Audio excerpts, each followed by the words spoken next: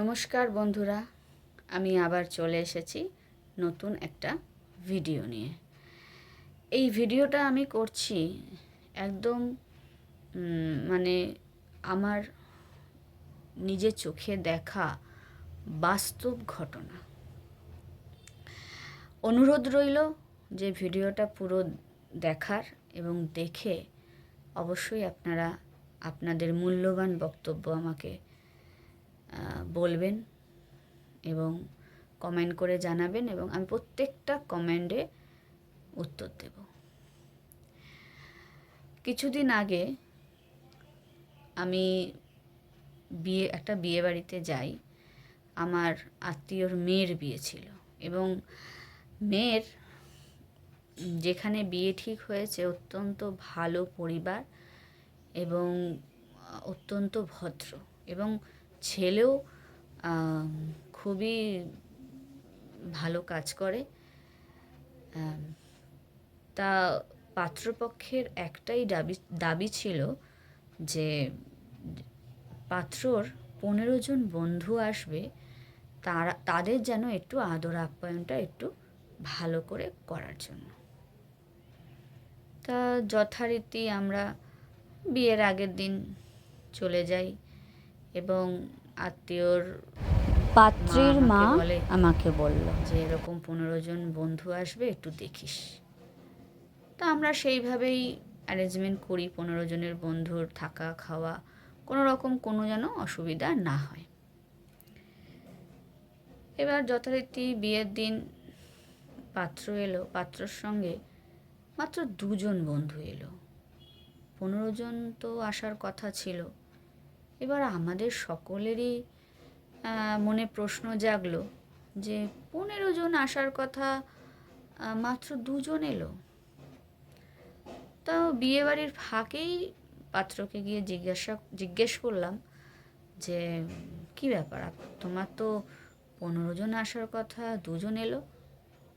তখন বলছে, বুঝতে পারছি না, বাবাকে তো 15 জনের লিস্টই দিয়েছিলাম, 2 জন কেন এলো আমিও এখন তো কিছু জিজ্ঞেসও করতে পারছি না। যাই হোক, ওই 2 জনের তো খুব সুন্দরভাবেই তাদেরকে আদর আপ্যায়ন করা হয়েছে এবং ওই 2 জনকে সারা বিয়েতে বলো, বৌভাতে বলো, পাত্রর সঙ্গে পাত্রর বাবার সাথে আমি দেখেছি কাঁধে কাঁধ মিলিয়ে কাজ করে পুরো বিয়েবাড়ির অনুষ্ঠানটা পুরো একদম ছিল পুরো উতরে দিয়েছে যাকে বলে। বিয়েবাড়ির পুরো সম্পূর্ণ দায়ভার তাদের উপর নিয়ে নিজের ছেলের মতো ওরা কাজ করে গেছে। আমরাও বৌভাতে গেছিলাম, আমরাও খুব সুন্দর ব্যবস্থা পেয়েছি, আদর আপ্যায়ন খুব সুন্দর পেয়েছি, বিয়ে খুব সুন্দরভাবে মিটেছে, খুব সুন্দর দারুণ পরিবেশ ছিল। কিন্তু কিছুদিন পর এই প্রসঙ্গটা কিন্তু আসে যে 15 জন আসার কথা, 2 জন এলো মাত্র। তখন জানতে পারলাম পাত্রর বাবাই নিজেই বলল যে আমি 15 জনের লিস্ট আমার ছেলে আমাকে দিয়েছে, কিন্তু 15 জনকে আমি বলিনি যে আমার ছেলের বিয়ে। 15 জনকে আমি বলেছি যে আমার ছেলের খুব সিরিয়াস কন্ডিশন, অপারেশন করতে হবে এই ডেটে, তোমরা সবাই এসে একটু পাশে থেকো। কেউ বলেছে, না কাকু, আমি আউট অফ স্টেশন, আমার ফ্যামিলির লোক, কেউ বলেছে আমার ফ্যামিলির লোক অসুস্থ আছে, আমি যেতে পারবো না। কেউ এমনিই না করে দিয়েছে, বলে ওই ডেটে তো আমরা থাকছিই না, আমরা তো বাইরে যাচ্ছি বেড়াতে, এরকম বলেছে। বলে আমাদের টিকিট হয়ে গেছে, কী করব, অনেক অনুনয় বিনয় সব করে বলেছে। পরে যাব কাকু, পরে যাব, ঠিক দেখা করে আসবো, এরম বলেছে।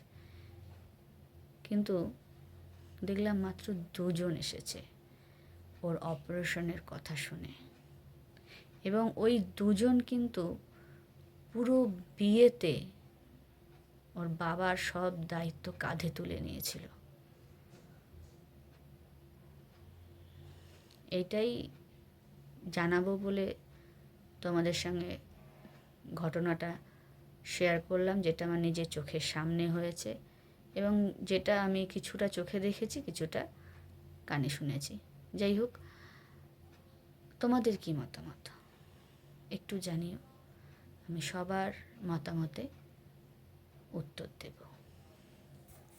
আজ এই পর্যন্তই, দেখা হচ্ছে পরের একটা ভিডিওতে। টাটা।